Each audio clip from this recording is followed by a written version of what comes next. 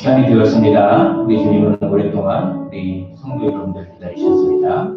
그 주님 앞에 다 함께 일어나셔서 찬양하면서 은혜의 보좌 앞으로 나아가도록 하겠습니다.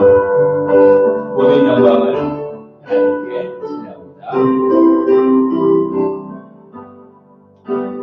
모든 영광을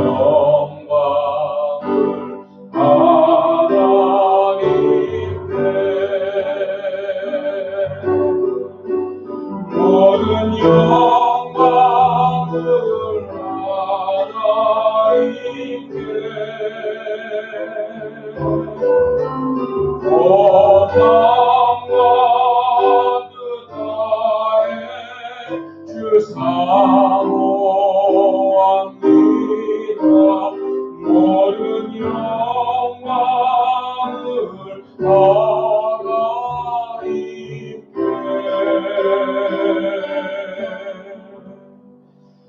묵도하시겠습니다.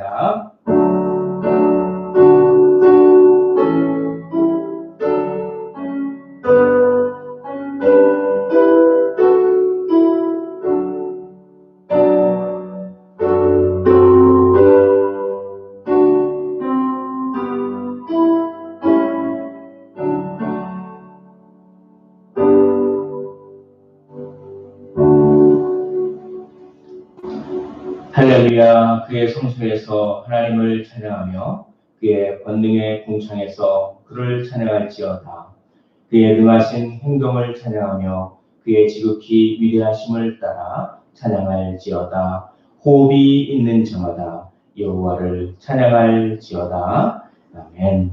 거룩하신 하나님 아버지, 하나님을 사랑하는 그 믿음의 자녀들이 하나님의 거룩한 보좌, 은혜의 보좌, 하나님의 존전 앞에 나왔습니다. 이 시간 마음을 다하고 성품을 다하고 힘을 다하여 주님을 사랑하게 하시고 전심으로 주의 자녀들이 올려드리는 예배를 기뻐받아 주옵소서. 예수 그리스도 이름으로 기도하옵나이다. 아멘. 사도신경으로 우리 신앙을 고백합니다. 전능하사 천지를 만드신 하나님 아버지를 내가 믿사오며 그 외아들 우리 주 예수 그리스도를 믿사오니 이는 성령으로 잉태하사 동정녀 마리아에게 나시고 본디오 빌라도에게 고난을 받으사 십자가에 못 박혀 죽으시고 장사한 지 사흘 만에 죽은 자 가운데서 다시 살아나시며 하늘에 오르사 전능하신 하나님 우편에 앉아 계시다가 저리로서 산 자와 죽은 자를 심판하러 오시리라. 성령을 믿사오며 거룩한 공회와 성도가 서로 교통하는 것과 죄를 사하여 주시는 것과 몸이 다시 사는 것과 영원히 사는 것을 믿사옵나이다. 아멘. 우리 제자리에 앉아주시면 감사하겠습니다. 우리 함께 찬양하며 우리 주님을 높이는 그런 시간 되기를 원합니다. 우리 가정에서 예배를 드신 분들도 이 시간 온전히 주님을 바라보면서 주님께 온전히 예배드리고 영광 돌릴 시간 되기를 원합니다. 우리 하나님께서, 우리 예수님께서, 우리 주님께서 세상이 줄 수 없는 평안을 주겠노라고, 세상이 알 수도 없고 이해할 수도 없는 평안을 주겠노라고 약속하셨사오니 우리 시간 그것을 믿는 마음으로 한번 찬양하며 나가도록 하겠습니다. 평안을 너에게 주노라. 우리 찬양합니다. 평안을 너에게 주노라. 세상이 줄 수 없는, 세상이 알 수도 없는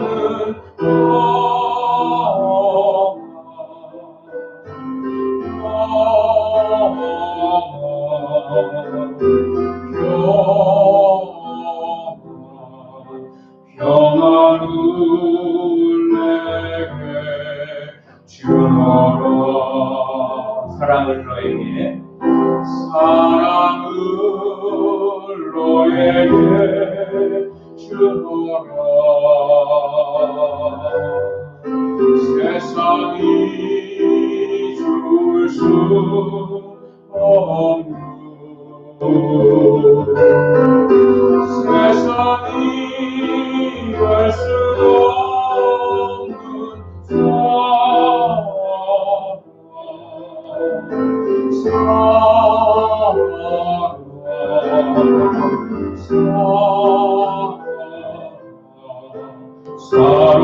사랑을 내게 주노라. 1절부터 다시 한번 찬양하겠습니다.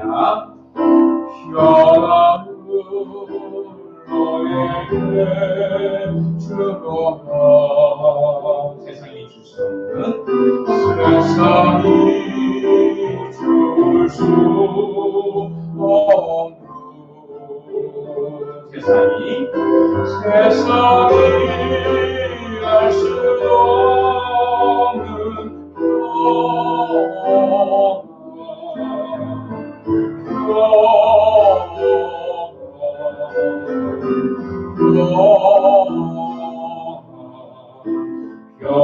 평안을 내게 주노라. 우리 온 마음 다하여 사랑을 내게 주노라.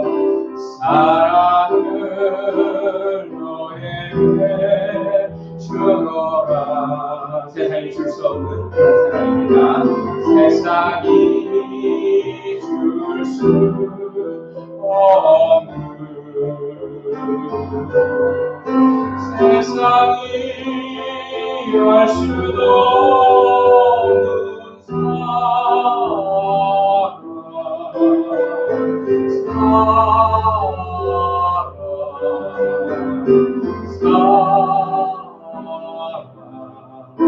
사랑을 내게 주노라. 할렐루야. 이전 것은 지나갔으니 보라 새 것이 되었구나. 우리는 새 사람인 줄 믿습니다. 주 예수 그리스도 영으로 내 마음속에 와 계시며 이제 변하여 새 사람이 되고 내가 늘 바라던 참빛을 찾게 되었습니다. 주 예수 그리스도 내 마음에 오신 줄 믿습니다. 우리 시간 이 찬양하실 때 우리 주님을 바라보시면서 힘차게 박수 치시면서 찬양의 자리로 나가도록 하겠습니다. 할렐루야. 주 예수 내 맘에 들어와 계시오. 변하여 새 사람 되고 내가 늘 바라던 정육줄 가운도 주 예수 내 맘에 오신. 할렐루야. 주 예수 내 맘에 오신. 주 예수 내 맘에 오신. 내 맘에 기쁨이 넘치는 주 예수 내 맘에 오시. 2절 찬양합니다. 주 예수 내 맘에 들어와 계시는 망령된 행실을 끊고 어린 털보다도 더 많던 내 죄가 눈보다 더 희어졌네. 주 예수 내 맘에 오시. 주 예수 내 맘에. 할렐루야. 내 맘에 기쁨이 넘치는 주 예수 내 맘에. 3절 찬양합니다. 내 맘에 소망을 둥둥이 가지는 주 예수 내 맘에 오시. 심의 구름이 사라져버린도 주 예수 내 맘에 오시. 할렐루야. 주 예수 내 맘에 오시. 주 예수 내 맘에 오시. 물밀듯 내 맘에 기쁨이 넘치는 주 예수 내 맘에. 박수로 찬양합니다. 할렐루야. 내가 사방에 온침한 골짜기를 갈지라도 우리 주님께서 밝은 빛을 호련히 비춰주시고 저 멀리 하늘문을 환하게 보여주시는 줄 믿습니다. 우리 시간 힘차게 찬양합니다. 주 예수 내 맘에. 주 예수 내 맘에 오시. 주 예수 내 맘의 꽃이 물밀듯 내 맘에 기쁨이 넘치는 주 예수 내 맘의 꽃이 내가 저 천성에 올라가 살기는 주 예수 내 맘의 꽃이 천성에 올라가 주님을 뵈리니 그 기쁨이 일대 없네 주 예수 내 맘에 시 주 예수 내 맘에 시 물밀듯 내 맘에 기쁨이 넘치는 주 예수 내 맘에 오신 주 예수 내 맘에 오심 할렐루야 주 예수 내 맘에 오심 물밀듯 내 맘에 기쁨이 넘치는 주 예수 내 맘에 오심 할렐루야 우리 영광의 목소리 들어가겠습니다. 할렐루야 주님 홀로 영광을 받아 주시옵소서. 이 시간 우리의 작은 신음에 응답하시는 주님을 바라보기를 원합니다. 우리 주님께서 우리에게 눈동자를 떼지 않는 순간이 있을까요? 아니요, 결코 그렇지 않습니다. 우리 주님께서 어느 때나 우리를 바라보고 계시기 때문에 우리도 주님을 어느 때나 바라보았으면 참 좋겠습니다. 이 시간 그런 고백을 주님께 올려드렸으면 좋겠습니다. 주님, 기쁠 때뿐만 아니라 슬플 때, 일이 잘 될 때뿐만 아니라 일이 잘 못 될 때, 주님을 어느 때나 바라보겠습니다. 우리에게 한없는 은혜를 주실 줄 믿습니다. 라고 하는 믿음의 고백을 하시면서 주만 바라볼지라 우리 찬양의 자리로 나가도록 하겠습니다. 하나님의 사랑을 사모하는 자, 하나님의 사랑을 사모하는 자, 하나님의 평안을 바라보는 자, 너의 모든 것 창조하신 우리 주님이 너를 얼마나 사랑하시는지 하나님께 찬양과 경배하는 자, 하나님의 선하심을 닮아가는 자, 너의 모든 것 창조하신 우리 주님이 너를 자녀 삼으셨네. 하나님 사랑해, 하나님 사랑의 눈으로 너를 어느 때나 바라보시고 하나님 인자한 비로소 언제나 너에게 기울이시니 어두움에 밝은 빛을 비춰주시고 너의 작은 시름에도 응답하시니 너는 어느 곳에 있든지 주를 향하고 주만 바라볼지라. 하나님 사랑의 눈으로 너를 어느 때나 바라보시고 하나님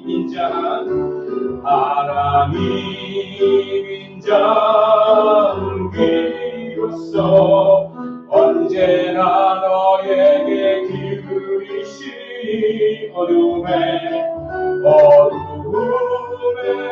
밝은 빛을 비춰주시고 너의 작은 시름에도 응답하시니 너는 어느 곳에 있든지 주를 향하고 주만 바라볼지라. 주만 바라볼지라.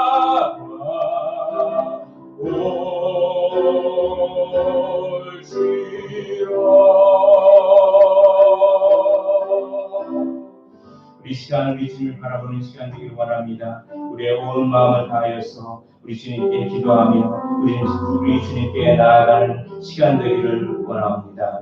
하나님께서 기뻐하시는 그런 마음은 상한 심령과 통회하는 그런 마음이라고 하셨습니다. 사모하고 간절한 마음으로 주께 나오는 그런 시간 되기를 원합니다. 할렐루야. 여호와께 감사하라. 그는 선하시며 그 인자심이 영원하리로다. 영육간에 강건함을 주신 여호와께 감사의 기도를 드립시다. 우리를 사랑으로 기다리시는 하나님께 이 시간 회개의 기도를 드리며 나가기를 원합니다. 만일 우리가 우리 죄를 자백하면 그는 기쁘시고 위로우사 우리의 죄를 사하시며 우리를 모든 무기에서 깨끗게 하실 것이라고 우리 주님께서 약속해 주셨습니다. 사랑하는 성도 여러분, 성령님께서 우리의 연약함을 돕고 계신 줄 믿습니다.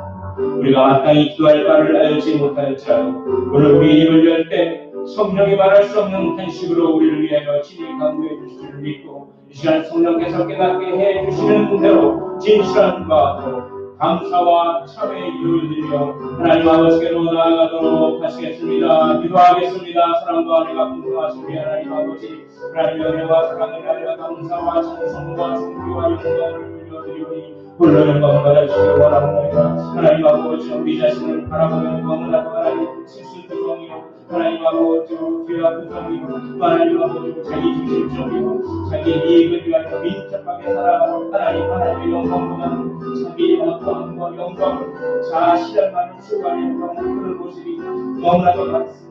그러나 우리를 그렇게 사랑하셔서 자기 아들을 아끼지 않으시고 우리를 위하여 보내주신 하나님 십자가에 자신을 다 내주셔서 우리의 죄를 사해 주신 주 예수 그리스도 우리 안에 믿음을 불러일으키신 성령 하나님을 이 시간 의지하며 나아갑니다. 주 예수 그리스도의 보혈의 몸으로 우리의 마음을 씻어주시길 원하고 주 예수 그리스도의 그 보혈의 피가 우리의 생각에 뿌려지게 하시고 우리의 마음에 뿌려지게 하시고 우리의 양심에 뿌려지게 하시고 그러므로 깨끗한 양심을 받아 이제 참된 은혜의 보좌로 나아갑니다. 주여 우리 예배를 이거받아 주시옵시고 천세의 전부터 예배 드시는 하나님의 사랑 하나님의 은혜가 충만한 그 은혜를 내려받게 조금으로 인도하여 주시길 원합니다. 하나님 아버지 하나님의 얼굴을 구합니다. 주여 야곱에게 나타나셨던 그 하나님 그 동일한 하나님 이 시간 우리에게 나타나 주시옵시고 이 시간 이 자리가 이 현장의 분위의 현장에 되어서 하나님의 놀라운 은혜와 사랑으로 충만하게 채워줄 수 있는 예배를 줄 수 있도록 주여 이끌어 주시옵시고 함께하여 주시옵소서.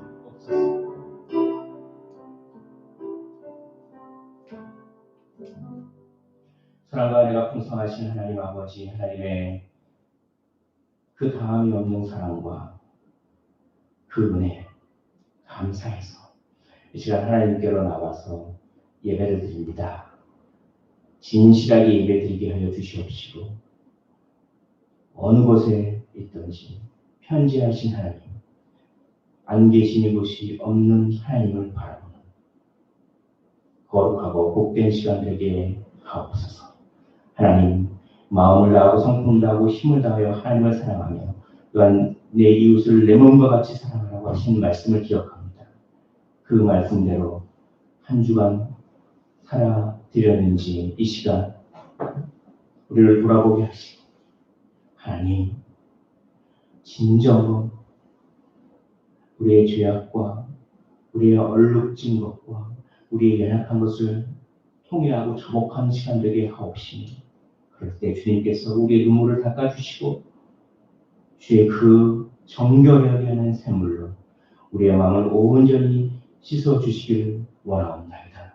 하나님 이제 진리를 알 진실이가 너희를 자유케 하리라 말씀하셨사오니 진리를 알게 하시고 자유함으로 주께 나아올 때 하나님 온전히 기쁘게 우리의 전심을 다해 주님을 찬양하고 주님을 높여드리게 하옵시니 하나님 말로 다할 수 없는 그 신비한 능력과 은혜가 우리의 심령에 우리의 신비에 새겨질 수 있는 귀하고 복된 시간 되게 하여 주시옵소서. 하나님 어려운 시기를 통과하고 있습니다. 이 또한 하나님의 섭리 가운데 있는 줄 믿사오니 겸손하게 이 어려운 시기를 달게 받으며 우리가 회개할 것이 무엇인지 물어보고 우리가 이 시기를 통하여 주님께 영광 돌릴 것이 무엇인지 물어보며 하나님 진실하게 살게 하여 주시옵소서.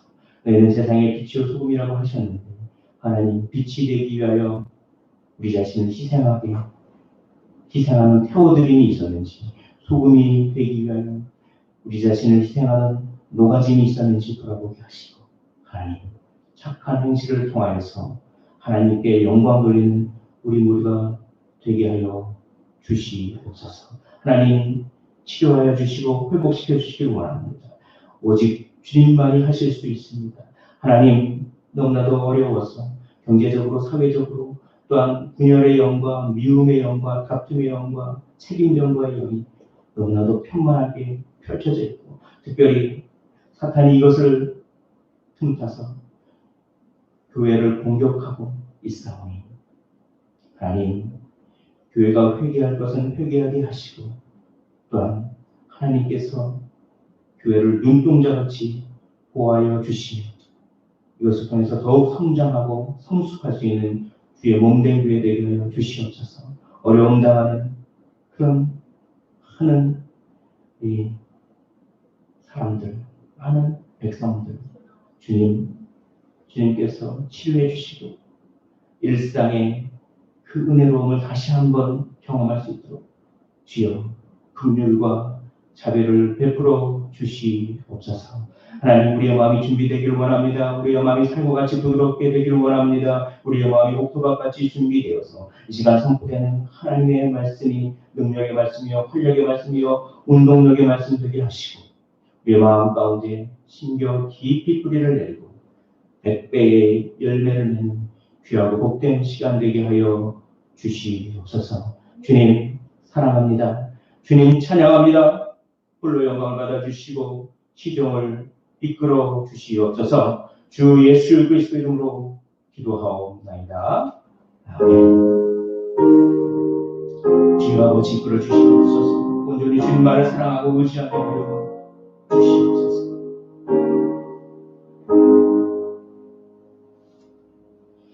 이 시간 찬송가 50장, 찬송가 71장 1절과 3절을 찬양하시면서 우리 준비한 일을 하나님께 올려드리도록 하겠습니다.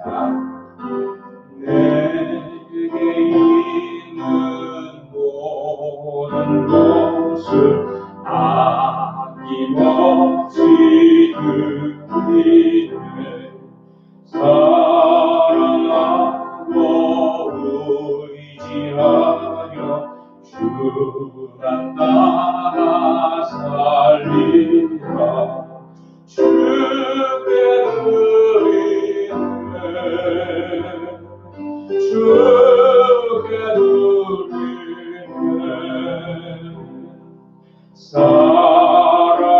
사랑하는 구주 앞에 모두 드리네 3절 찬양합니다. 내게 있는 모든 것을 주를 위해 드리네 주의 성령 충만하게 내게 내려 주소서 주께 드리네 주께 드리네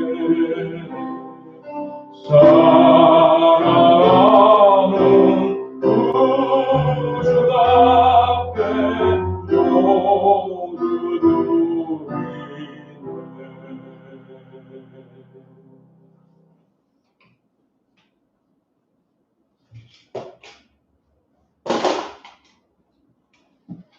기도하시겠습니다.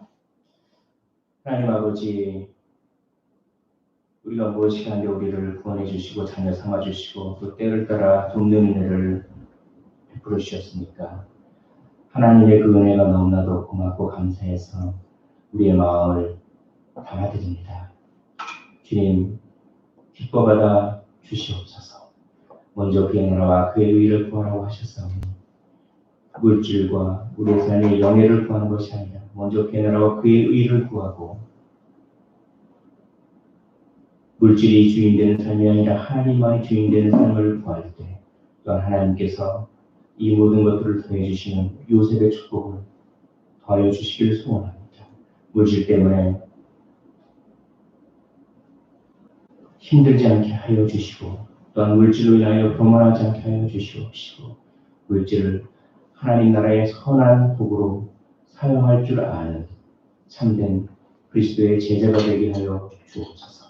하나님 아버지, 이제 주정의 예물과 감사의 예물과 11조와 각종 특별 예물로 주님께 올려드리니 이 예물 쓰이는 복음마다 소외받고 힘든 영혼, 복음이 필요한 영혼들에게 복음이 전파되는데 귀히 사용되게 하여 주시옵시고 하나님 나라가 확장되는 통로로 주님께서 사용하여 주시길 소원합니다. 하나님 온전히 우리 인생 자체를 주님께 올려드리는 그런 삶이 되게 하여 주시옵소서. 감사드립니다. 살아계신 예수 그리스도 이름으로 기도하옵나이다. 아멘.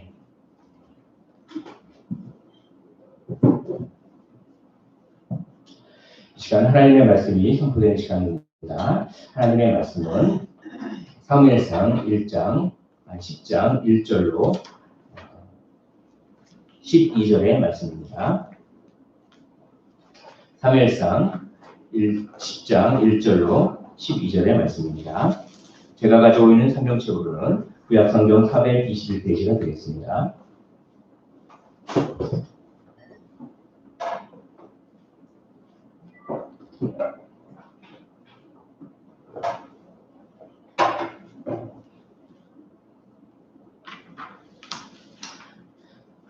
사무엘상 10장 1절로 12절 제가 공독을 해드리겠습니다.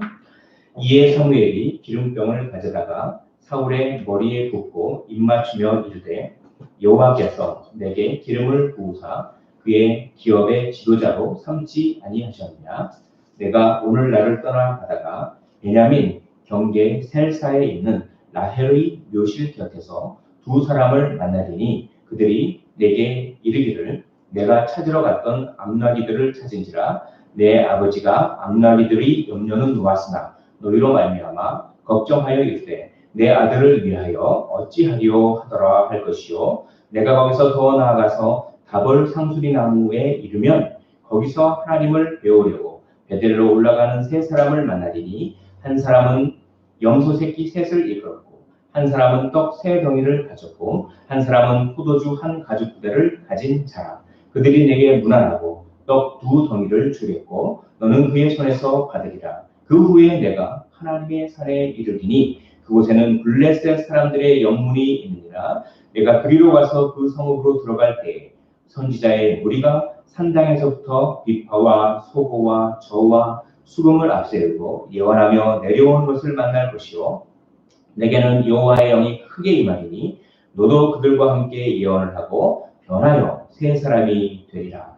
이 징조가 내게 임하거든 너는 기회를 따라 행하라. 하나님이 너와 함께 하시느니라. 너는 나보다 앞서 길갈로 내려가라. 내가 내게로 내려가서 번제와 화목제를 드리리니 내가 내게 가서 내가 행할 것을 가르칠 때까지 7일 동안 기다리라. 그가 사무엘에게서 떠나려고 몸을 돌이킬 때에 하나님이 새 마음을 주셨고 그날 그 징조도 다 응하니라. 그들이 산에 이를 때 선지자의 무리가 그를 영접하고 하나님의 영이 사울에게 크게 임함으로 그가 그들 중에서 예언을 하니 전에 사울을 알던 모든 사람들이 사울이 선지자들과 함께 예언함을 보고 서로 이르되 기스의 아들에게 무슨 일이 일어나느냐 사울도 선지자들 중에 있느냐 하고 12절을 한 목소리로 읽겠습니다. 시작.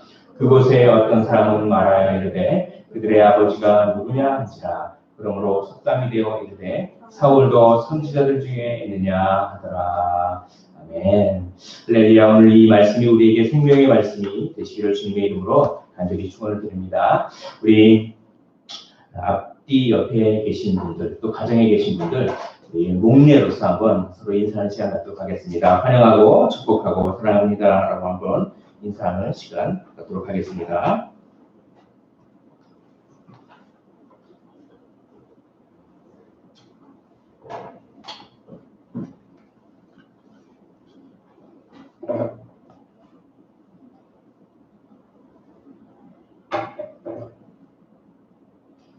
예, 오늘은 사무엘서 상강의 12번째 변하여 새 사람이 되리라 라고 하는 제목으로 말씀을 선포하겠습니다.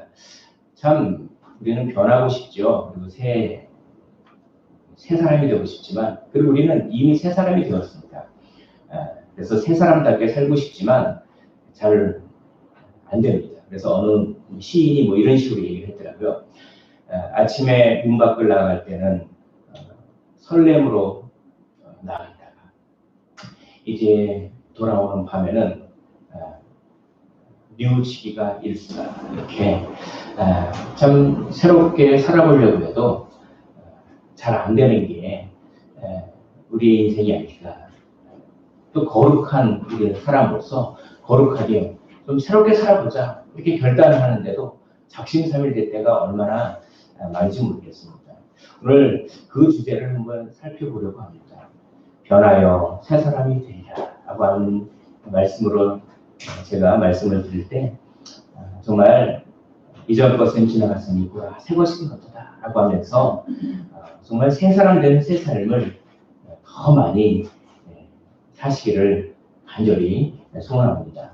사울의 인생도 오늘 사울의 그 장면 또한 바로 그런 장면입니다. 사울은 사실 나귀를 찾다가 뜬금없이 본인이 그렇게 예측한 것도 아닌데 갑자기 기름 부음을 받게 되고, 그리고 왕의 사명을 감당해야 되는 완전히 새로운 인생을 살게 되는 상당히 당황스럽죠. 본인이 계획한 것도 아닌데. 그런 사울의 모습을 보면서 어떻게 하면 우리가 새 사람답게 살 수 있는지 그런 원리들을 한번 살펴보려고 합니다. 여호와께서 내게 기름을 부으사 그의 기업의 지도자로 삼지 아니하셨느냐라고 하면서 이제 사무엘이 사울에게 기름을 붓습니다. 이 고대 근동에서 기름을 붓는다고 하는 행위는 뭐냐면 기름을 붓는 사람이 선생이고 기름 부음 받는 사람이 일종의 제자라서 기름 부음 받는 사람의 가르침을 따르겠다 이런 뜻입니다. 그러니까 사무엘이 기름을 부었지만 사무엘은 이것을 여호와께서 내게 기름을 부으사라고 하시면서 너는 여호와의 가르침을 따라야 한다라고 하는 뜻이 있습니다. 네가 왕이 되더라도 네 마음대로 하는 것이 아니라 하나님의 가르침을 받아 나라를 다스려야 된다 이런 뜻이죠. 두 번째로는 완전히 새로운 삶을 살아라라고 하는 뜻입니다. 그것이 기름을 받는 부음만. 우리는 그리스도인입니다. 그리스도인은 그리스도라고 하는 말은 기름 부음을 받은 자라고 하는 뜻입니다. 모든 그리스도인은 전부 기름 부음을 받았습니다. 그러므로 하나님의 가르침을 받아 살아야 합니다. 또한 이전과는 전혀 다른 삶을, 새로운 삶을 살아야 하는 것이죠. 하나님의 가르침을 받아야만 새로운 삶을 살 수 있습니다. 자꾸 자기 내부의 음성을 들어요. 자꾸 자기 내부의 음성의 가르침을 따라 살아요. 그러면 새로운 삶을 살 수 없습니다. 자기 내부의 음성의 가르침을 듣는 것이 아니라 하나님의 말씀, 하나님의 가르침을 받아 살아야 이전과는 다른 삶, 새로운 삶을 살게 되는 것이죠. 마귀는 우리 안에 가득 차 있는 음성을 이용합니다. 그것을 잘 분별하시고 하나님의 사람이 아주 그냥 외모도 준수하고 아주 부잣집의 유력한 자 아들인데다가 키도 엄청 크고 다른 사람들보다 어깨 이만큼 컸다고 하는 것은 그 당시에 자료를 보니까 이스라엘 유대인들의 키가 한 평균 키가 한 155에서 160 정도 됐다고 합니다. 근데 어깨 위에 한번 되면 180, 190이에요. 대부분 160 뭐 그런 사람들이 190을 보십시오. 엄청 크겠죠. 예. 그런데 그렇게 하드웨어는 참 좋은데 소프트웨어, 하나님과의 그 친밀한 관계, 영성이 너무나 부족했습니다.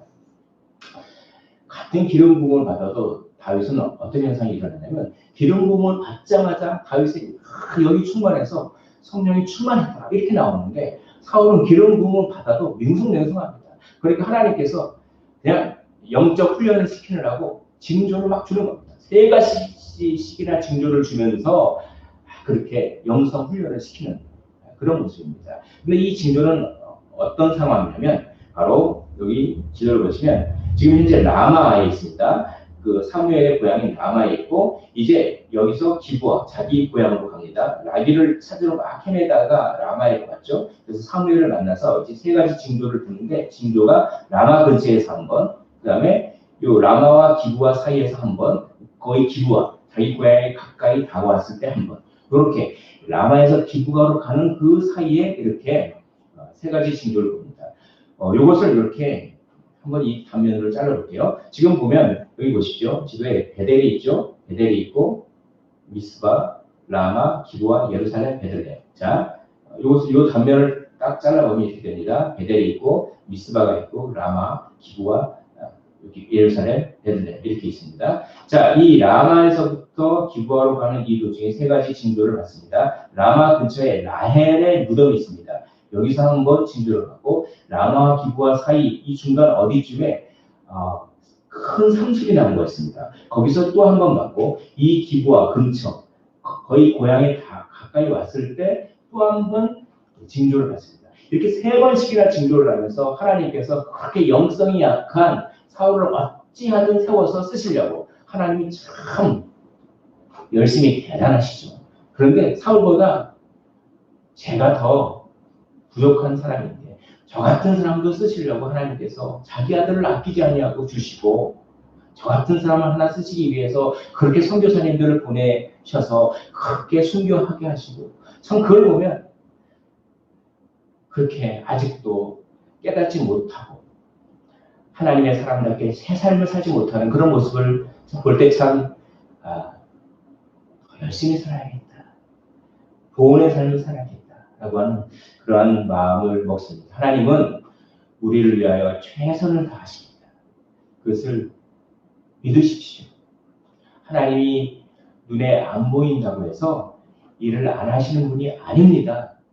하나님이 눈에 안 보이지만 하나님께서 영으로 함께 하셔서 우리를 위하여 온 우주 만물을 우리를 위하여 다스리고 우리에게 가장 좋은 것을 주시는 분임을 믿으시기를 원합니다. 자, 라헬의 묘실 곁에서 어떤 2사람을 만났는데 이제 암나귀들을 찾았다라고 하는 그런 징조를 받습니다. 이 징조가 굉장히 의미가 있습니다. 이 징조를 잘 이해하기 위해서는 9장 19절을 봐야 합니다.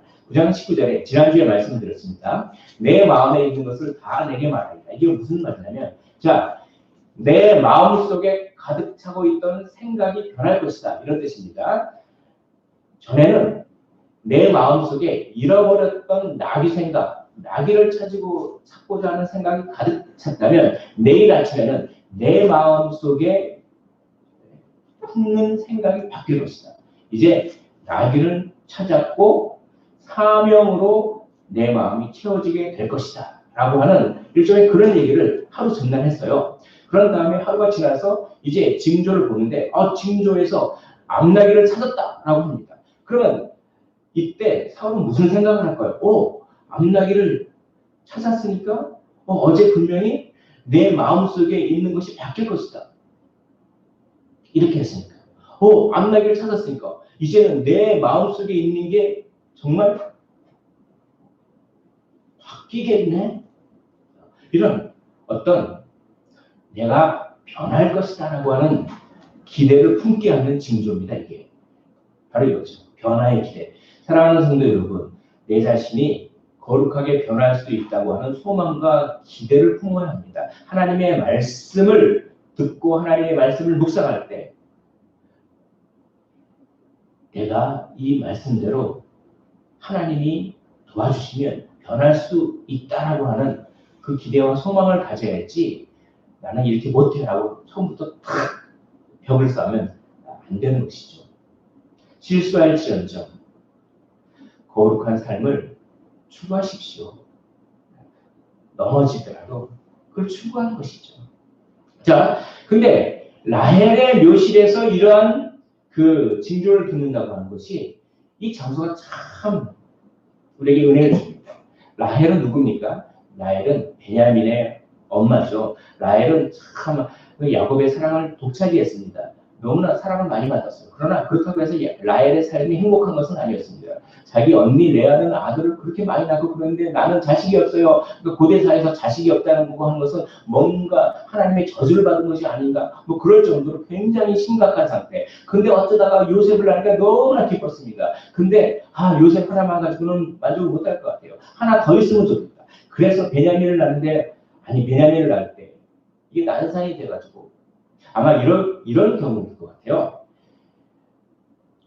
아이를 살리고 내가 죽는다. 아니면 내가 죽고 내가 살고 아이를 죽는다. 아마 이런 그거 아닐까 생각이 듭니다. 그런데 아이를 살렸어요. 그리고 자기 자신은 죽습니다. 그러면서 나온 아들이 베냐민이에요. 지금 자 이제 그 베냐민은 낳자마자 엄마를 잃었어.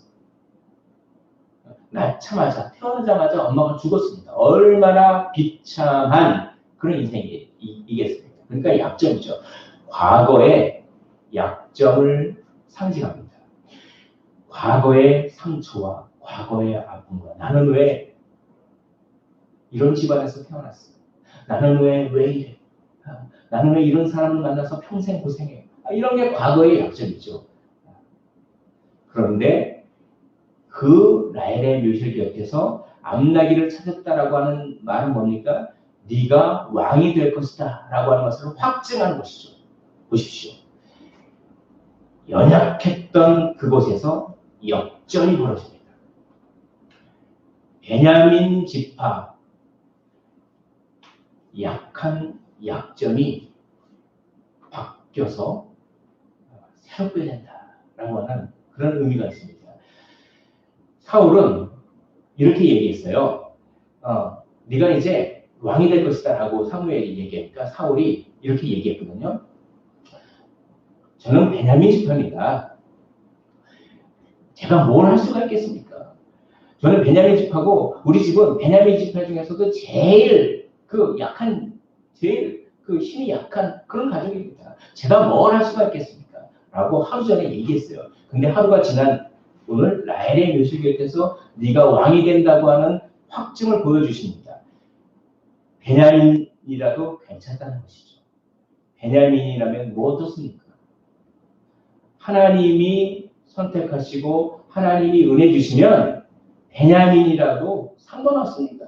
우리가 어떤 환경에서 태어났고 어떤 약점을 가졌고 내가 하는 것도 잘 하는 것도 없고 그래도 어떻습니까? 하나님이 도와주시면 사명을 감당할 수 있는 것이죠. 바로 이 라헬의 묘실 곁에서 암나기를 찾는 징조는 그것을 의미합니다. 베냐민도 괜찮아. 과거를 청산하는 것이죠.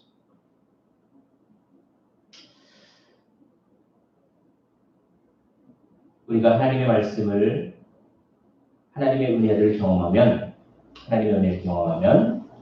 이렇게 과거를 청산하게 됩니다. 과거를 재해석하게 되는 것이죠. 그렇게 나는 왜 이렇게 가난하고 나는 왜 이렇게 힘들고 어렵고 그렇지? 왜 그렇지? 라고 나에겐 왜 이렇게 고난이 오고 왜 이렇게 힘들지? 그런데 하나님의 말씀에 은혜를 딱 받고 나면 그것이 나를 위해서 하나님이 예비한 것이고 이것이 나처럼 가난하고 어렵고 힘든 사람의 마음을 내가 알고 그들을 도우라고 이렇게 하나님께서 나에게 허락한 것이라고 하면서 과거가 재해석이 되는 것입니다. 그것이 바로 이 라헬의 묘실에서 암나기를 찾는 그런 징조죠. 새로운 삶을 살기 위해서는 과거를 청산해야 됩니다. 자신의 약점을 주 예수 그리스도의 십자가로 녹여내십시오. 베냐민이라도 괜찮습니다. 베냐민도 하나님의 은혜를 막을 수 없습니다. 하나님은 우리 안에 있는 베냐민들을 만져주시고 그것을 아름답게 바꿔주십니다. 이제껏 나를 괴롭혔던 베냐민들이 하나님을 만나게 해주는 아름다운 통로가 됩니다. 자, 이제는 좀 더 고향 쪽으로 가다가 다볼 상수리 나무에 이르러서 어떤 베델로 올라가는 사람을 만났는데 그 사람이 떡 2덩이를 딱 줍니다. 이거 뭡니까? 왕대접하겠다는 것이죠. 여기 보면 다볼 상수리 나무가 있습니다. 다볼 상수리 나무는 상수리 나무 종류예요. 다볼 상수리 나무는. 근데 이 상수리 나무가 이렇게 입이 무성하고 이렇게 웅장하지 않습니까? 그래서 이 상수리 나무는 어떤 힘과 권위를 상징합니다. 이 힘과 권위를 상징하는 이곳에서 어떤 사람이 예배드리러 베델로 탁 올라가다가 자기가 예물로 드리고자 한 그 떡 2덩이를 그렇게 사울에게 주는 거예요. 왕대접 해주겠다는 것이죠. 너는 특별한 존재라고 하는 것입니다. 그러니까 특별한 존재, 왕이라고 하는 대접을 해준다고 하는 것은 이제 네가 사명을 가져라. 미래에 관한 것입니다. 자, 과거를 청산해야 되지만 미래에 대한 사명을 가져야 되는 것이죠. 그래야 새로운 삶을 살 수가 있습니다. 특별히 다볼이라고 하는 말은 어떤 하나의 사건을 떠오릅니다. 다볼이라고 하는 이 다볼산은 여기서 말하는 다볼 상수리 나무는 다볼에 있는 상수리 나무가 아닙니다. 다볼 상수리 나무라고 하는 하나의 나무 종류예요. 고유명사예요. 그런데 이 다볼 상수리 나무에서 다볼이라고 하는 것은 어떤 지명입니다. 이 다볼산에서 어떤 일이 있었냐면 드보라가 이 철병거를 그렇게 무찌든 사건이 있었어요. 그러니까 이 다볼 상수리 나무에는 뭡니까? 너도 그렇게 해라. 너도 블레셋의 철병거를 무찔러라라고 하는 이런 왕대접을 받지만 그에 따른 왕의 책임과 미래를 지향하라라고 하는 것이 있습니다. 그런 의미겠죠. 블레셋의 사람들이 왜 그렇게 당했을까요? 그때 당시만 해도 블레셋은 철기 문화였습니다. 그런데 이스라엘은 아직도 청동기 문화였습니다. 그러니까 싸우면 안 되죠. 블레셋은 이렇게 전쟁 무기도 있고 철병거, 탱크, 6.25 때 그렇게 그냥 탱크를 밀고 오는데 이 소총 부대가 당연히 합니까? 그러니까 안 되는 거죠. 그러니까 강한 어떤 왕정 제도를 도입해서라도 블레셋을 막아보겠다고 하는 인간적인 생각을 하지 않았겠습니까? 그런데 네가 그렇게 하나님의 은혜를 받아서 블레셋과 싸우고 사명을 다해라 라고 하는 다볼 상수리 나무에서 그런 징조를 또한 받는 것입니다. 그러면 부담감이 생기지 않겠습니까? 이 부담감을 어떻게 합니까? 그래서 세 번째 징조를 줍니다. 이제 거의 고향에 가까웠어요. 이게 기브아인데 이게 사울의 고향입니다. 지금 현재 이런 모습이에요. 이 기브아에 거의 다가올 때쯤에 어떤 선지자의 무리를 만나는 거예요. 자, 여기 5절 보면 하나님의 산에 이르르니라고 하는데 여기 산이라고 이렇게 번역이 되어 있죠. 산이라고 번역되는데 이게 원어의 기브아입니다. 그러니까 하나님의 기브아에 이르르니 이런 뜻이에요. 그러니까 이 하나님의 산이라고 하는 데가 장소가 어딘지 모르겠지만 아마 기브아, 사울의 고향 근처가 아닐까 이렇게 추정합니다. 아무튼 그곳에 블레셋 사람들의 영문이 있습니다. 이 블레셋 사람들의 영문이 있다는 거는 이 영문이라고 하는 단어가 13장 3절에 요나단이 개바에 있는 블레셋 사람들의 수비대를 치네. 히브리어로 영문과 수비대가 똑같아요. 그러니까 이 하나님의 산에 블레셋 사람들의 수비대가 있었던 거예요. 이 블레셋 사람들의 수비대를 보면서 갑자기 선지자들이 내려오면서 사울도 영적인 체험을 하게 되는 것입니다. 이게 뭘까요? 그 영적인 체험을 통해서 블레셋과 거룩한 전쟁을 하라. 이런 뜻 아니겠습니까?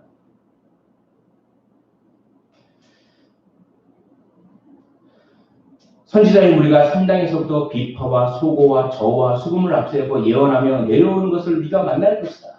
비파, 이건 뭡니까? 비파는 일종의 하프 같은 거죠. 하프. 소고는 탬버린, 저는 뭡니까? 피리, 수금은 뭡니까? 수금은 검은고. 그러니까 현악기와 타악기와 관악기가 있으면서 막 음악을 막 하면서 예언을 하고 막 내려오는 것입니다. 그런 선지자를 만나는 거예요. 이 블레셋 영문이 있는 그 하나님의 그 산에서 바로 영적인 체험인데 학자들은 이거는 어떤 황홀경이라고 설명을 많이 합니다.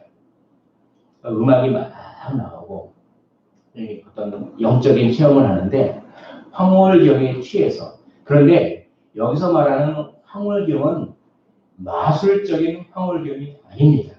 우리는 마술적인 황홀경을 예배에서 원할 때가 있어요. 그건 아니죠.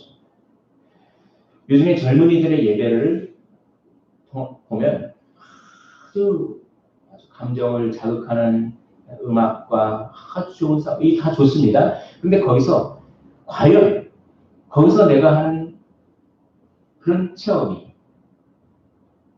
마술적인 황홀경인가 아니면 정말 거룩한 황홀경인가 이 구별해야 됩니다. 이 거룩한 황홀경은 뭐냐면 하나님께 집중하고 반드시 의지가 불타오르게 되어 있습니다. 하나님을 위해 살겠노라고 하는 의지가 불타오르게 되어 있어요. 그러나 이 마술적인 황홀경은 그저 나의 위로만을 추구하고 그러나 위로의 요소가 반드시 있습니다. 그저 나의 위로만을 추구하고 나의 어떤 의식이 흐려지면서 뭔가 술 취한 듯한 이런 것들을 추구하는 어떤 것들은 비성경적이죠. 그러나 찬양하고 그러면서 나의 지성이 점점 더 또렷해지고 나의 의지가 점점 타오르면서 그래 내가 힘들지만 하나님을 위하여 살겠다라고 하는 거룩한 열정이 불타오르고 그것이 반드시 어떤 온유한 열매로 이게 또 내가 거룩한 열정이 불타오른다고 해서 그냥 이기적으로 마치 하나님의 일을 무슨 사업하듯이 그냥 내가 하는 것만 내가 하는 전도만 잘 되면 돼 하면서 그냥 전체적인 하나님 나라를 보지 않고 그런 것들은 열매가 안 좋은 거죠. 그런 거 말고 정말 하나님 나라를 위한 열정이 불타오르는 하나님께 집중하는 그런 종류의 거룩한 황홀경이 있습니다. 아마 그런 것이 아닐까요? 자, 왜 하필이면 이런 종류의 그 징조를 사울에게 허락하셨을까요? 부담감을 지워버리라는 것입니다. 하나님께 집중하고 비파와 소금과 피리와 수금을 앞세우며 찬양을 하고 그럴 때 예언하고 아마 그 예언이 하나님이 얼마나 위대하신지를 막 이렇게 노래하는 그런 거겠죠. 그러면서 자기 안에 있던 부담감과 의심과 두려움과 이런 것들을 녹여내면서 하나님께 집중하면서 그래 내가 사명을 감당해야지라고 하면서 거룩한 열정이 불타오르는 그런 종류의 징조입니다. 자 여기서 우리는 아주 중요한 원리를 알 수 있습니다. 우리는 다 두려움과 부담감이 있죠. 살아내야 되니까. 근데 세상 사람들은 그 두려움과 부담감을 어떻게, 그 스트레스를 어떻게 풉니까? 밤문화를 통해서 많이 풀죠. 밤문화를 통해서 많이 풀고, 심지어는 무슨 마약 주사를 맞기도 하고. 그러나 성경은 말합니다. 그렇게 부담감을 푸는 게 아니다. 그건 뭐냐면, 그렇게 풀면 허무함이 밀려와서 더 큰 부담감이 생겨요. 그러나 성경은 하나님께 더 집중하는 것이죠. 찬양을 통해서 항상 기뻐하라, 쉬지 말고 기도해라, 범사에 감사하라, 찬양하는 삶을 살아라, 하나님께 집중해. 그러면서 우리의 있는 살아내야 한다는 삶의 부담감과 미래의 불안함과 두려움을 그렇게 하나님께 집중함으로 말미암아 그걸 녹여낼 수 있습니다. 내가 그리스도와 함께 십자가에 못 박혔네. 그런지 이제는 내가 사는 것이 아니라 이게 마치되는 게 아닙니다. 나의 의지와 감정이 그대로 있습니다. 그러나 내가 사는 게 아니라 고백하는 그런 종류의 은혜가 있다는 것입니다. 오직 내 안에 그리스도께서 사시는 것이다. 이제 내가 육체 가운데 사는 것은 나를 사랑하사 나를 위하여 자기 자신을 버리신 하나님의 아들을 믿는 믿음 안에서 사는 것이라 라고 하면서 자기를 부인하고 자기 십자가를 지겠노라고 하는 그런 굳센 의지가 이런 영적인 거룩한 황홀경과 기쁨을 통해서 오는 것이죠. 평안을 너에게 주노라. 내가 주는 평안은 세상에 알 수도 없고 세상이 이해할 수 없는 평안입니다. 그 평안은 어떤 종류의 평안일까요? 세상이 주는 평안은 단지 잊어버리게 해요. 걱정을 단지 잊어버리게 하거나 회피하게 하거나 그렇습니다. 그러나 하나님께서 주시는 그런 평안은 고통스러운데 마음에는 평정심이 오는 세상이 이해할 수 없는 그런 종류의 평안인 것이죠. 그래서 이런 거룩한 영적인 체험을 통해서 할 수가 있는 것입니다. 그것을 추구하십시오. 그 하나님의 놀라운 은혜를 경험케 해달라고 기도하는 것이죠. 이게 바로 사울에게 하나님께서 주시는 것입니다.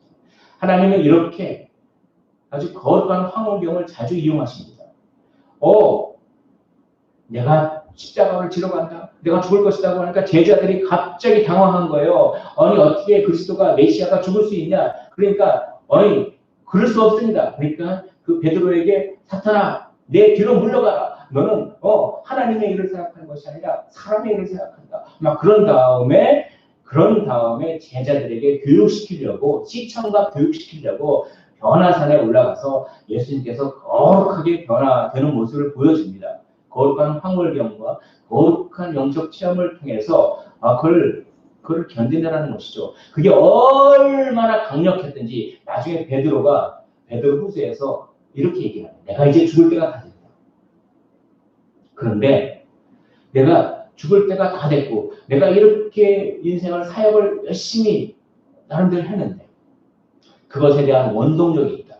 그것은 내가 하나님을 그 크신 영광스러움을 눈으로 경험했던 그 사건을 나는 잊을 수가 없다. 그것을 어느 때나 기억했다. 그것을 어느 때나 바라봤다. 이렇게 너희도 하나님의 영광스러움과 하나님의 말씀의 은혜를 항상 생각하라고 하면서 이 박해받고 순교의 자리에 있는 교회들에게 이런 얘기를 하는 것입니다.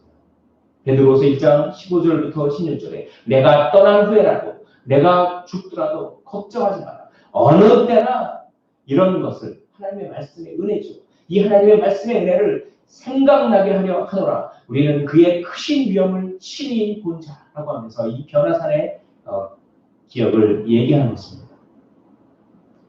여기에 해답이 있습니다. 어느 때나 생각하십시오. 그러면 부담감을 녹여낼 수가 있는 것이죠. 우리가 아무것도 생각하지 않잖아요. 그러면 우리 가만히 있으면 그러면 마귀가 생각을 집어넣어 줍니다. 가장 극단적인 생각을 아무 생각 안 하고 있어요. 그러니까 우리는 늘 깨어 있어서 공격적으로 적극적으로 하나님의 말씀을 어느 때나 생각해야 하는 것이죠. 은혜를 어느 때나 생각하면 과거는 아름답게 재해석되고 미래는 주님이 책임져 주십니다. 과거를 딛고 미래를 향해 하나님과 함께 하시기 바랍니다. 우리는 그저 씨를 뿌리고 물을 주기만 하면 됩니다. 자라게 하시는 일은 하나님이신 것이죠. 그리스도인은 혼자가 아닙니다. 하나님께서 함께 하시는 줄을 믿으시기를 원합니다. 믿음을 통해 미지의 세계 속으로 들어가야 할 사울을 심리적으로 돕기 위하여 초자연적인 사건들, 곧 놀라운 징조들, 사로잡는 영이 마련된다라고 하는 브루스 윌키라고 하는 저명한 분학자가 징조를 보여주신 이유를 이렇게 해석하고 있습니다. 내게는 여호와의 영이 크게 임하리니 너도 그들과 함께 예언을 하고 변하여 새 사람이 되리라 라고 말씀합니다. 부담을 극복하고 새 사람으로 사시기를 원합니다. 하나님께서는 사명만 주시는 분이 아닙니다. 사명과 함께 감당할 은혜를 주십니다. 너희는 모든 족속을 제자로 삼아 아버지와 아들과 성령의 이름으로 세례를 주고 내가 너에게 분부한 모든 것을 가르쳐 지키게 하라 라고만 하시지 않았습니다. 볼지어다 내가 세상 끝날까지 너희와 항상 함께 할 것이다. 하나님은 사명과 함께 감당할 은혜를 주십니다. 그것을 붙잡으십시오. 이제 기회를 따라 행하라고 합니다. 이 징조가 내게 임하든 너는 기회를 따라 행하라. 하나님이 너와 함께 하시느니라. 너는 나보다 앞서 길갈로 내려가라. 내게 가서 내가 행할 것을 가르칠 때까지 7일 동안 기다리라. 행하라, 기다리라. 어떨 때는 행하라고 하고, 어떨 때는 기다리라고 하고. 예. 뱀같이 지혜롭고 비둘기처럼 순결해라. 뱀처럼 잘 피해 다니라고 하는 거죠. 이게 뻔히 그 이슬람 사원이나 뭐 이런 데 가가지고 예수가 그리스도라고 뻔히 그건 지혜 없는 것입니다. 그러나 그렇게 피해만 다니면 복음 언제 전합니까? 이제 하나님께서 허락하신 그때에는 비둘기처럼 단순하라. 그렇게 하는 것이죠. 행할 때도 있고 기다릴 때도 있습니다. 그러나 이제 기다림에 대한 것은 13장에 가서 그 주제를 조금 더 살펴보겠습니다. 오늘 행함에 대해서 좀 더 살펴보고자 합니다. 자, 그러나 행함과 기다림은 전부 두려움과 부담감과 연결되어 있는 것이죠. 뭘 행합니까? 왜 길갈로 가서 가르칠 때까지 기다립니까? 이것은 여러 가지 해석이 있습니다. 이 말씀이 상당히 이제 복잡해요. 그런데 그냥 한 가지 해석만 좀 가장 그래도 이렇게 많이 얘기하는 한 가지 해석만 말씀드리겠습니다. 이건 뭐냐면 행하라, 뭘 행하라? 블레셋을 공격하라.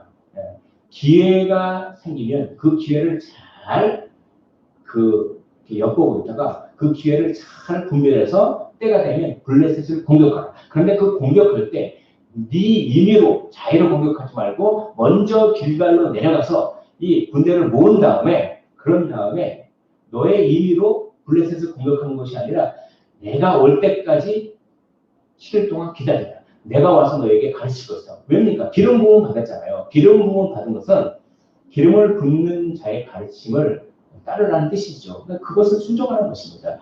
이것을 얘기하는 거예요. 근데 이걸 못 지켰죠. 사무엘이 일주일 지나도 안 오니까 그걸 못 견디고 사울이 그냥 자기가 제사 드려버린다. 그걸 했죠. 그것이 2년 뒤의 사건을 여기서 예표하는 그런 해석을 제가 소개해드리고 있는 것입니다. 자, 13장에 보면 이렇게 되어 있습니다. 그가 이스라엘 나라를 세리지 2년 뒤에 이제 기회가 생겼습니다. 요나단이 게바에 있는 블레셋 사람이 수비대를 치니까 블레셋 사람들이 화가 나서 이렇게 쳐들어오니까 사울이 온 땅에 나팔을 불어서 군대를 모아서 백성이 길갈로 모여 사울을 따르니라. 그래서 사울은 사무엘이 정한 기한대로 이래 동안 기다렸으나 안 오자 그걸 조금 더 못 기다리고 이렇게 일을 그르쳤다라고 하는 것이 2년 후에 13장에 나오는데 그것은 미리 바라본다라고 하는 그런 차원의 해석을 제가 소개를 시켜드립니다. 어찌됐든 사울은 이 전후 문맥을 보면 순종하지 못했던 것 같아요. 그러나 어떤 면에 있어서는 신중하긴 했습니다. 그렇지만 신중함 속에 두려움이 감춰져 있어요. 신중함 속에 두려움과 부담감이 감춰져 있어요. 그 감춰져 있는 좋은 의미로는 신중한데 거기에 감춰져 있는 부담감과 두려움이 이를 그르칠 때가 있습니다. 이게 사울의 인생 전반에 걸쳐서 나오는 것이죠. 우리의 삶도 마찬가지입니다. 자, 이제 그런 징조를 다 듣고 떠나려고 몸을 돌이킬 때 하나님이 새 마음을 주셨고 그날 그 징조도 다 응합니다. 하나님이 새 마음을 주셨다는 것은 뭡니까? 이제 관점이 바뀌었다는 것입니다. 이제 받아들이게 됐다는 것입니다. 이제 나귀 염려는 그만두고 이제는 내가 사명자로서 왕으로서의 사명을 받아들인다라고 하는 그 새 마음을 하나님께서 주셨어요. 그리고 그날 그 징조도 다 응했습니다. 사명에 대한 안목을 얻게 된 것이죠. 얼마나 영적으로 그렇게 감각이 없었으면 하나님께서 그냥 억지로 일을 시키시려고 사울을 그렇게 해가는 모습을 참 여기서 봅니다. 그날 그 징조도 다 응했습니다. 아마 생애 잊지 못하는 그날이 아닐까요? 하나님이 새 마음도 주시고 그 징조들도 하나도 빠짐없이 하루에 3개씩이나 징조가 다 이루어졌습니다. 그런 엄청난 징조를 경험하고서도 막상 사명의 자리로 나가려고 하니까 무서운 거예요. 두려운 거예요. 부담감이 있습니다. 그러니까 진보다리 사이에 숨어버리죠.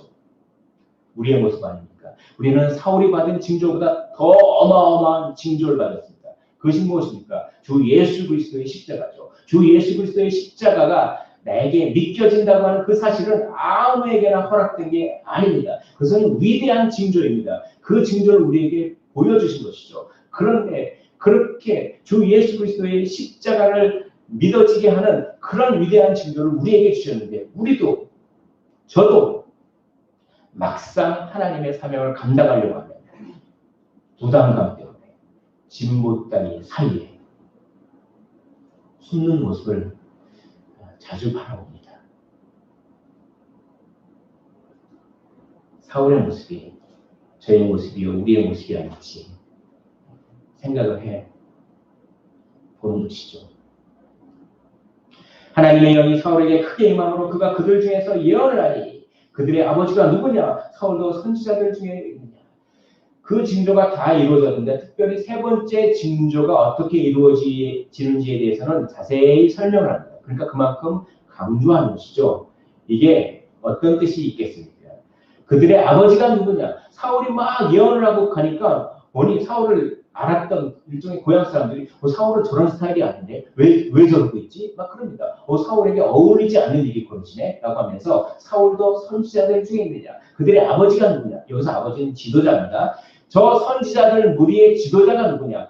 지도자가 누군데 사울과 같이 어울리지 않는 사람을 선지자 무리에 끼워줬느냐? 이런 얘기입니다. 이게 뭡니까? 사울은 선지자급이 안 되는데? 이런 얘기죠. 근데 왜 이런 얘기를 합니까? 여기에 의미가 있습니다. 이 징조에 어떤 강조점이 있습니까? 바로 이겁니다. 하나님과 함께하면 사울도 변할 수 있다. 하나님과 함께하면 그렇게 겁 많고 그렇게 부담감은 못 이겨하고 그렇게 위축되고 그렇게 두려워하고 있는 그런 저 같은 사람도 하나님과 함께하면 변할 수 있다. 이걸 강조하고 보여주기 위해서 특별히 이 징조에 대해서는 자세히 설명하고 있는 것입니다. 하나님과 함께하면 우리는 변할 수 있습니다. 내게 능력 주시는 자 안에서 내가 모든 것을 할 수 있느니라. 이 말씀을 믿으시기를 원합니다. 평소 자기에게 전혀 어울리지 않다고 생각했던 것들도 나는 다른 일을 하겠는데 이건 죽어도 못하겠어. 이거는 내 천성에 안 맞아. 라고 하는 것도 하나님이 함께하면 사명을 위해서 자기의 탁월한 성품을 거스르면서까지 할 수 있게 됩니다. 그런 의미를 말씀드리고 하는 것이죠. 이제 숙부에게 가서 숙부가 사무엘을 만났다며 사무엘이 너한테 무슨 얘기를 한다고 하니까 암나기를 찾았대요. 이 말만 합니다. 그리고 나라의 일은 말하지 않습니다. 이것은 좋은 의미로는 신중함입니다. 그러나 여기에는 좀 잘못된 의미, 신중함 속에 감춰진 두려움과 부담감이 있고 이것이 결국 나중에 실수를 저지르게 되는 것이죠. 두려워하고 머뭇거리고 걱정하기에 앞서 하나님이 나를 변화시킬 수 있음을 믿으시기 원합니다. 우선순위가 중요해요. 먼저 믿는 걸 먼저 해야지 먼저 걱정부터 하면 그 걱정의 늪 속에 빠져들어가죠. 걱정거리가 올 때 순서를 바꾸십시오. 먼저 믿으십시오. 그러면 하나님께서 은혜를 베풀어 주실 줄 믿습니다. 백성을 미스바로 불러 이제 공식적으로 사울을 제비 뽑아 선택하게 됩니다. 이 미스바에서 모인 것이죠. 미스바는 문제와 해결이 공존하는 그런 곳입니다. 미스바에서 그렇게 회개했을 때는 그 블레셋을 무찔렀지만 이제 동일한 장소 미스바에서 이제 왕을 뽑겠습니까? 하나님보다는 그 시스템을 더 의지합니다. 문제와 해결이 공존하는 것이죠. 그 미스바에서 어떤 일이 있었는지 아십니까? 온 이스라엘 백성들이 모여서 저 베냐민 족속을 치자라고 하는 그런 모임이 있었습니다. 그래서 그냥 베냐민을 다 쳐버려서 베냐민 인구가 다 없어져 버리고 600명만 남고 그래서 베냐민이 가장 작은 지파가 되지 않았습니까? 그런 문제가 있었던 그곳에서 베냐민 지파 출신인 사울이 왕이 됩니다. 이 미스바가 그런 곳이에요. 그래서 우리는 중요한 원리를 압니다. 문제와 해결이 공존하는 것입니다. 우리의 문제는 우리의 해결과 같은 선상에 있어요. 그게 뭡니까? 하나님을 의지하고 회개하는 것입니다. 왜 문제가 됩니까? 하나님을 의지하지 않고 회개하지 않아서 문제가 됩니다. 해결책은 무엇입니까? 하나님을 의지하고 나의 세계관을 포기하고 회개하는 것입니다. 문제와 해결이 공존하는 것이죠. 너희는 하나님을 오늘 버리고 이르기를 우리 위에 왕을 세우라. 그런즉 이제 너희의 지파대로 천명씩 여호와 앞에 나오라. 그러니까 왕정 제도 자체는 인정한다. 그걸 반대하는 것이 아니다. 너희가 왕정 제도를 그 세우는 의도가 그걸 반대하는 거다. 이런 얘기예요. 자, 그러면서 제비를 뽑습니다. 그랬더니 베냐민 지파가 뽑히고 마드리에가 뽑히고 기스야를 사울이 뽑혔습니다. 이 뽑히는 과정 속에서 어떤 현상이 있는지 되게 재밌습니다. 베냐민 지파가 딱 뽑혔을 때 가장 힘이 좋았던 유다 지파 사람들 그리고 에브라임 지파 사람들 두 지파가 힘이 세서 남북 힘의 세력을 다투고 있었거든요. 만약에 유다 지파 입장에서는 우리 지파가 뽑히면 좋겠다. 근데 적어도 에브라임이 안 뽑혔으면 좋겠다. 이런 생각이었겠죠. 에브라임 지파 사람들은 그래 우리 지파가 뽑혔으면 좋겠다. 그러나 적어도 유다 지파가 뽑히지는 않았으면 좋겠다. 이런 생각이 아니었겠습니까? 그런데 베냐민 지파 가장 힘이 약한 지파가 뽑히니까 그래 그냥 괜찮지 이런 거예요. 그리고 사울이 뽑혔는데 없습니다. 숨습니다. 어디 있습니까? 여호와께서 대답하실 때 그가 진보다리들 사이에 숨었느니라 라고 이야기하는 것입니다. 무거운 진보다리, 무거운 부담감 사이에 숨어버렸습니다. 그렇게 많은 징조를 경험하고 그렇게 거룩한 황홀경에 그렇게 하나님께서 사울을 위해서 열심히 은혜를 주시고 징조를 주셨는데 그건 다 까먹어버리고 막상 사명의 자리로 한 발을 떼려 하니 너무나 두렵고 그 부담감이 밀려오니 진보다리 사이에 숨어버린 것이죠. 하나님께서 주신 징조를 기억하지 않아서 그렇습니다. 순서를 바꿔버렸습니다. 걱정을 먼저 생각했습니다. 하나님이 주신 은혜를 먼저 생각해야 되는데 바로 사명이 염려로 바뀌어 버린 거죠. 나귀를 잃어버린 염려를 버리고 사명을 채워야 하지만 사명이라는 또 다른 염려로 마음을 채워버린 것입니다. 방법은 하나님께서 주신 징조와 그 은혜, 위대한 십자가의 징조, 그 은혜를 늘 어느 때나 바라보고 그걸 생각하는 수밖에 없습니다. 우리의 힘이 아니라 그 하나님을 바라보면 그때 하나님께서 우리의 부담감을 녹여주시는 거예요. 그 힘으로 사는 것입니다. 그 힘으로. 이제 사울을 찾아서 딱 보니까 다른 사람보다 어깨 이만큼 크니까 사람들이 왕이여 만세 이렇게 부르는 왜입니까? 사람들이 참 보이는 걸 좋아해요.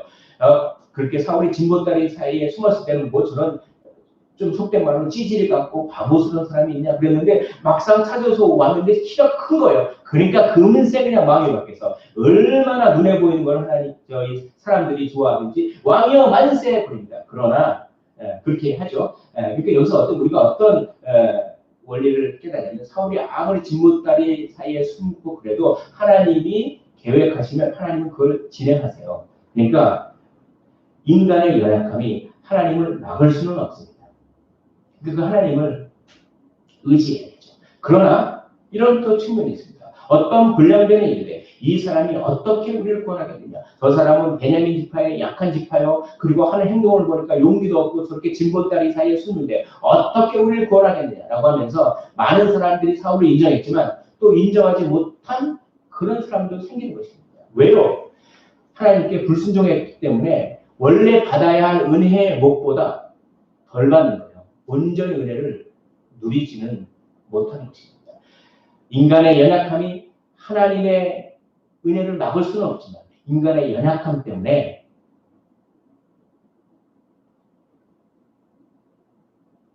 마땅히 누려야 할 은혜를 풍성히 누리지는 못하는 것입니다. 여러분, 우리가 용기 있게 한 발을 떼면 하나님께서 풍성하게 이끌어 주실 줄을 믿습니다.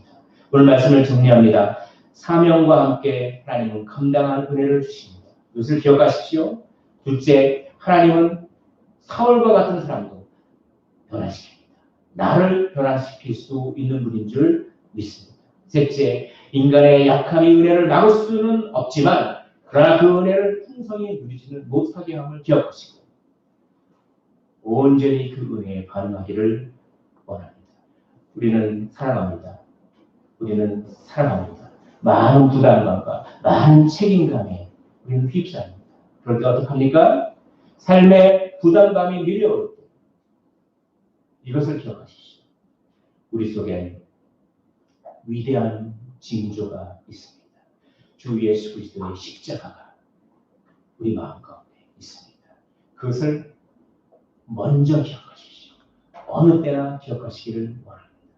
염려보다 먼저, 그리고 어느 때나 먼저, 어느 때나 은혜를 기억하십시오. 그러면 염려가 사명으로 옛 삶이 새 삶으로 바뀔 줄 믿습니다.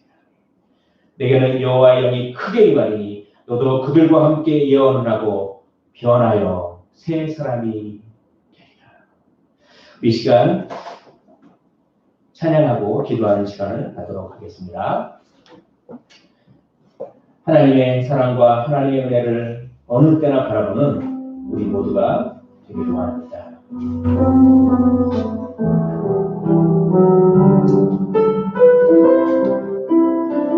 주만 바라보시오.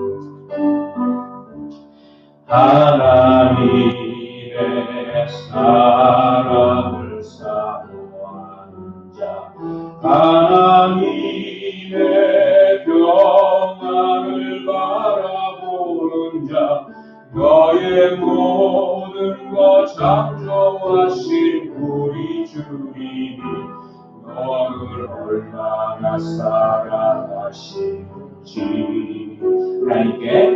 하나님께 찬양과 경배하는 자, 하나님의 선하심을 닮아가는 자, 너의 모든 것 창조하신 우리 주님이 너를 자녀 삼으셨네. 하나님 사랑의 눈으로 너를 어느 때나 바라보시고 하나님 인자귀로서 언제나 너에게 기울이시니 어둠에 밝은 빛을 비춰주시고 너의 작은 시름에도 응답하시니 너는 어느 곳에 있든지 주를 향하고 주만 바라. 한번 더 생각합니다. 하나님 사랑의 눈으로 하나님 사랑의 눈으로 너를 어느 때나 바라보시고 하나님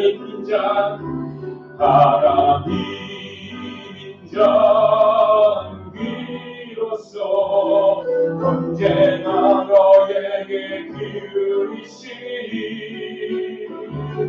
어둠에 밝은 빛을 비춰주시고 너의 작은 시름에도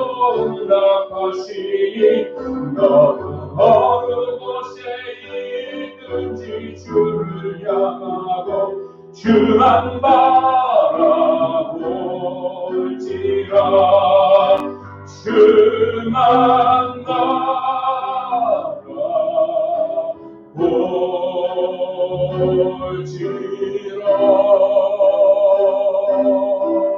이 시간 한번 목소리 기도하는 시간 갖도록 하겠습니다. 하나님 아버지, 우리의 삶을 살아내려고 하니까 불안감, 두려움이 있습니다. 그러나 먼저 그것을 바라보는 것이 아니라 먼저 우리를 변화시킬 수 있는 하나님을 바라보고 우리에게 위대한 징조를 주신 주 예수 그리스도의 징조를 주신 하나님의 은혜를 어느 때나 먼저 바라보게 하여 주시옵소서. 은혜를 부지런히 생각함으로 말미암아 그 은혜가 우리의 부담감을 녹여내서 새로운 삶을 적극적으로 살아들여 주님께 영광 돌리는 삶을 살게 하옵소서.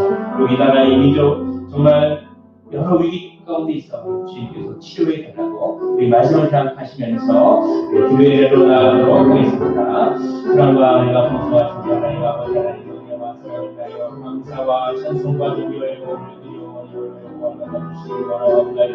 오 주여 하나님 아버지 삶을 살아갈 때 너무나도 하나님 아버지 묵직한 부담감이 있고 사명을 생각할 때마다 그런 부담감이 있고 그런 하나님 아버지 두려움과 있고 그렇습니다. 그러나 그 때문에 너무 펑펑거리고 주저주저하는 인생이 아니라 하나님께서 능력을 주시며 은혜를 주시며 하나님께서 강력하게 하시며 하나님께서 변화시킬 수 있음을 믿고 하나님께서 보여주신 그 징조와 은혜들을 십자가의 그 은혜들을 어느 때나 바라보고 생각하므로 말미암아 그 은혜로 우리의 걱정과 염려와 부담감을 녹여내어 하나님께 영광 돌리는 삶을 살아낼 수 있도록 주옵시고 매일의 삶이 거룩한 영적인 점과 거룩한 고발력을 유지하여 하나님을 찬양하는 우리의 삶이 될 수 있도록 주께서 인도하여 주시옵소서. 우리 나라의 민족 주님께서 치료하여 주셔서 온전히 회복되어 수 있도록 은혜를 나려 주시옵소서. 하나님 감사합니다. 오늘 말씀 통해서 은혜 베풀어 주셨사오니 이제 우리 안에 역사하고 계신 하나님의 은혜를 어느 때나 늘 바라보아서 하나님 그 은혜로 우리의 무거움과 부담감을 녹여내고 두려움을 녹여내고 담대히 사명의 자리로 나아가게 하옵소서. 이제는 우리 구주 예수 그리스도의 은혜와 하나님의 사랑과 성령의 교통하심이 마음속에 있는 무거움들을 십자가의 은혜로 녹여내고 한 걸음 한 걸음 자기를 부인하고 십자가의 길을 사명의 길을 가겠노라고 다짐하는 모든 믿음의 식구들 머리 위에 이제로부터 영원토록 함께 있을지어다. 오주여 들어주시옵시고 하나님의 삶 십자가의 은혜로 채워주시고 놀라운 구원을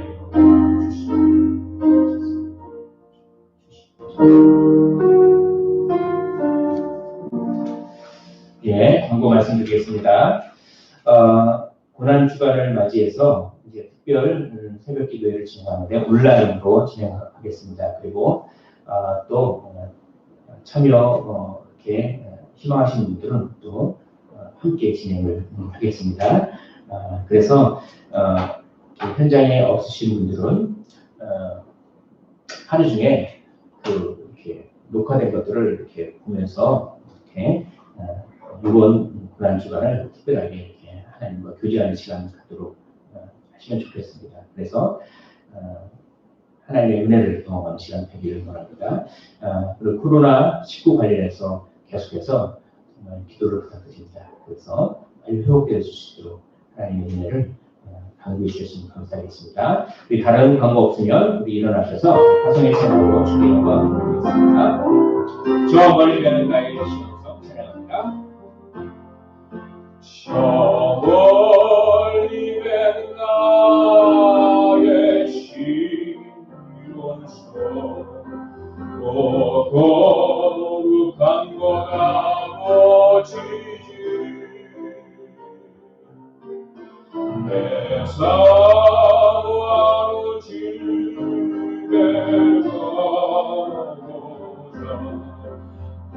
마음을 세웠네.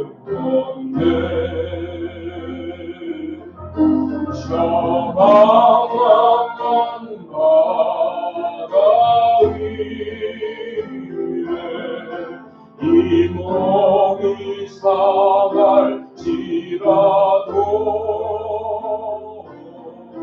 오늘은 이건 내일은 저도 죄받은 자라리.